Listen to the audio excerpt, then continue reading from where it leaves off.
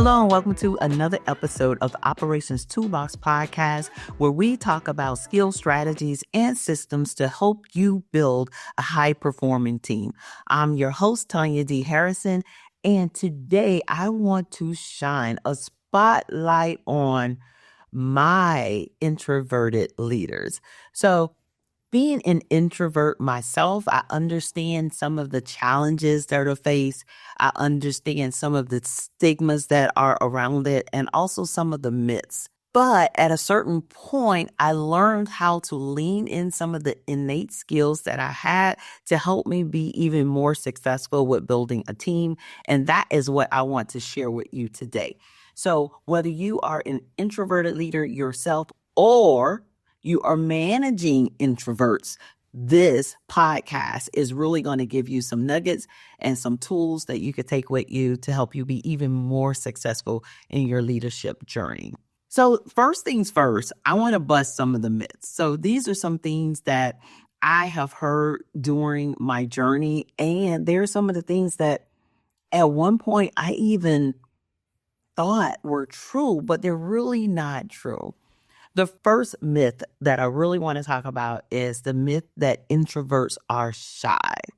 Now, are there some shy introverts? Absolutely. There's some shy extroverts. There's some shy ambiverts. There's just shy people within the world. This is not synonymous with an introvert.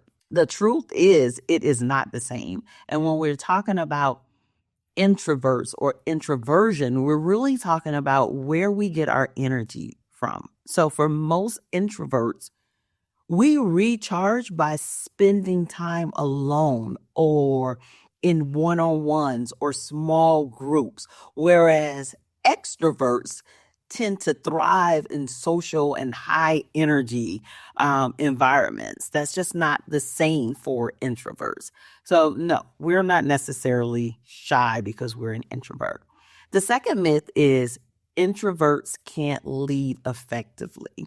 Now, some of this is what I'll say is old school, but even today, you will hear people say that, oh, I don't know if this person will be able to make a great leader because they don't speak up in meetings and things like that. And that was something that was questioned of me early on. So that is a myth. We can make great leaders. In fact, a research that was done by Harvard Business Review showed that introverted leaders often excel in certain environments and with certain types of teams. So it's not a blanket statement that we can't lead. That is personal, right? There's some leaders that are better than others or lead better than others or more skilled at leading better than others, but it's not specific to being an introvert or not. The third myth is introverts lack communication skills. Well, yeah, that's definitely not the case. In fact, introverts are often exceptional communicators because they really take the time to think before they respond and before they speak. So when they engage, it's more on a deeper level. So I want to talk about some, not necessarily some surprising stats, but some things that may surprise you when we're talking about introverts. The first thing is there is a stat, and that stat is that 40% of leaders identify as introverts. Now, that may be more or less than what you thought, but some of your favorite leaders may actually be introverts, and they have learned how to lean into their innate abilities and characteristics in order to become powerhouses. And some of those powerhouses, and I'm going to say some names that you probably know, are number one, Bill Gates. He's known for his analytical and strategic thinking, and this is someone who revolutionized technology. Another introvert is Warren Buffett. He is known for being a strategic thinker who values deep analysis over impulsive decisions, which has made him the billionaire that he is. Another one, this quiet storm here, Rosa Parks was known to be an introvert. She had a quiet nature, but a quiet strength. And she ignited a whole movement that impacted generations. And then lastly, I'd like to end it with Barack Obama. So we're talking about the myth that introverts could really not be great communicators. Well, Barack Obama was known for, or is known for, not only his calm demeanor, but he's also known for his speeches and his communication. And he's known to be an introverted leader. So these are just some leaders that prove that introversion is not a limitation. In fact, it's a strength. So instead of trying to change who you are, you really want to lean into your strengths and show up as the powerhouse you were meant to be. So let's talk about what some of the characteristics of being an introverted leader is. The first thing is most introverts are active listeners. We excel when it comes to listening and connecting and being highly empathetic. That is a superpower when we're talking about building high performing teams. But what else? All right. Number 2, strategic thinking. Remember I mentioned Warren Buffett, you know what I mean? And him being a strategic thinker. So with introverts, they often prefer to reflect and think before making decisions. So a lot of times the decisions are well thought out because they have thought about a lot of things and they've analyzed it, and they've reflected on a lot of different things. Another one is calm under pressure. Now, of course, this isn't all introverts, right? But one of the characteristics is being calm. So most introverts have a composed demeanor and can bring stability in teams during challenging times, which we know this is super important, right? So I know in my career, ended up being with some companies that went through some mergers and acquisitions, and that's always an extremely tough time. So it was really important for me to remain calm, right? Because I didn't want to get all riled up and then now my team is all riled up. So I had to present myself in a way. And I found it really easy to be calm during those times, which was extremely helpful for my team. And then, of course, being a part of leadership, it was helpful as well. Another characteristic is empathy and emotional intelligence. So many introverts have a high level of empathy, which I mentioned before, and it makes building those connections easier. And also, it puts you in a position where people can easily trust you. And we want to make sure we're doing the right thing with that trust, right? But this is something, again, that is needed within teams. So now, those are some of the characteristics, but how do you take those innate characteristics and really turn them into superpowers, right? That you could use in your day-to-day, with your day-to-day team. Well, one of the things is, and I'm going to go over 4 of them, you can leverage your listening skills. And you could do this during your team meetings by focusing on understanding what is being said and allowing your team to speak first, and then you respond. So now when you actually contribute, your thoughts are going to be extremely insightful, and they're going to consider your audience or your team, and they're going to carry more weight. And not only that, people start to feel heard, which is extremely important. Another one is build deep connections. So you could use your one-on-ones, and if you're not doing one-on-ones, you definitely want to make sure you start to do those. But you could use your one-on-one meetings to mentor your team members and to also to understand what their motivations are.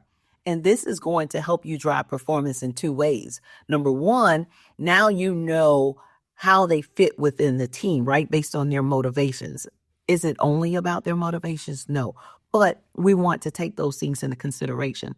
But now you get a very good understanding of how they fit within the team and how you can leverage some of those motivations. And then also you understand what it is that they want for themselves. And now you can help them on their journey. That's a part of being a leader, right? It's not only about what we can get from them. It's about how do I help you become who it is that you want to become and do some of the things that you want to do.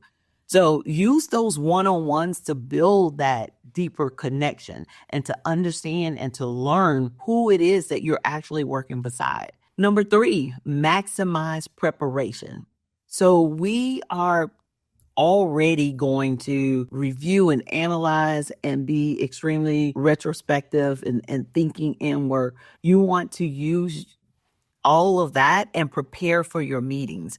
And now, when you prepare for your meetings and you show up in a way that puts you in a position where you're more of an expert because you've really thought about things and you're prepared for things. So you show up more as an expert, you show up with more confidence, which is always a good thing. So you want to maximize that preparation time. The third thing you want to do is delegate to empower. Now, as leaders, we should already be delegating because it's twofold, right?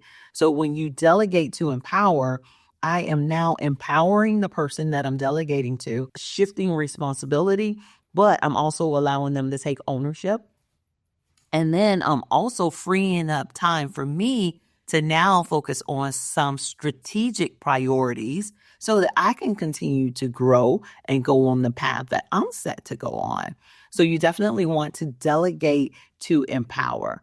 So one of the things I want you to do is, and you can pause this recording, is take a moment to evaluate what are some of your innate characteristics and think about how you can leverage them within your team, right? And your team could be your peers that you're working with, and then also the people that are reporting to you as well. So, and it doesn't have to be a long list, right? You can write down 2 or 3 things and then really think about how can I use this to maximize. So for me, one of the things I don't like, and it's a lot better now, but in the beginning, I really did not like being in large groups or speaking in large groups. So what I would do is that I really focused on my one-on-ones. They became extremely helpful, not just for my team members, but for me, but they benefited as well. So I really leaned into the one-on-ones. And then what I would do is, we had so many different projects that it was really easy to do. I would separate my team into smaller groups to work on projects. So when I met with them, I was meeting with small groups of people, which really charged me up instead of drained me. So think about some of the things, right, that you could use, right? So me being able to build connections and being empathetic and reflective, I was able to leverage, like I said, my one-on-one and small groups. So now what some may think is a hindrance or a limitation now actually becomes this, for lack of a better word, because I've said it before, a superpower that you could use. So now it's a strength. So take a moment, do that, and then come back if you once you finish doing that. But the other thing I want to leave you with, I really want to talk about some practical tactics that you could use for leading high performing teams, right? Because ultimately, we definitely want to be good leaders, but we want to have awesome teams that excel when it comes to working together and exceeding goals and all of the great things that we want our teams to accomplish. So you really want to make sure that you set clear expectations. Now, most introverts, we thrive when it comes to being structured. So structured environments, we really excel at. Create clarity for your team by making sure you define what their roles are. You define what their responsibilities are, and you define the goals for the person and for the team. So I did a podcast on goal setting that you may want to take a look at or listen to. So making sure those 3 things are clear: the role, the responsibilities, and the goals. their personal goal for them and the one how they can contribute to the overall goal of the team. The second thing is you want to use written communication. So for me, I was better at writing than I was at speaking. So when it comes to written communication, you can leverage that.